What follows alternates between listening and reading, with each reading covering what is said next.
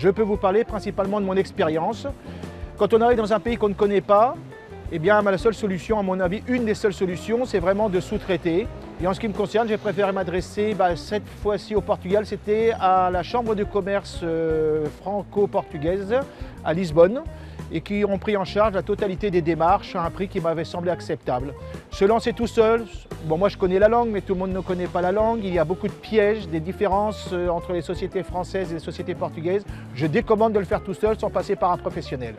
À ma connaissance, il y a plusieurs formes juridiques pour des sociétés. Alors, il y a la limitada, qui est l'équivalent d'une SARL.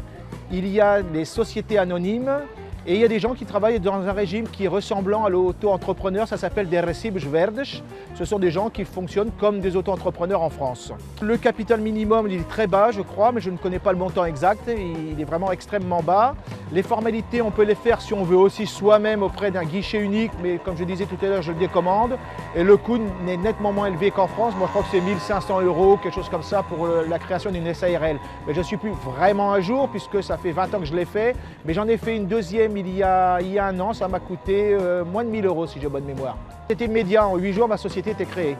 Il y a aussi une chose qui existe en France qui n'existe pas au Portugal. J'ai donc une holding qui prend toutes mes sociétés à l'étranger et j'ai décidé que la holding serait l'administratrice des sociétés.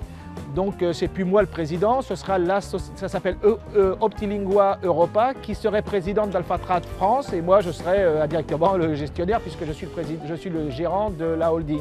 Au Portugal, une personne morale ne peut pas être gérante d'une société locale. Donc par exemple, ma filiale portugaise ne pourra jamais être gérée par Optilingua Holding mais sera gérée par moi-même directement. Alors que pour tous les autres pays de l'Europe, ce problème ne s'est pas posé, j'ai pu le faire.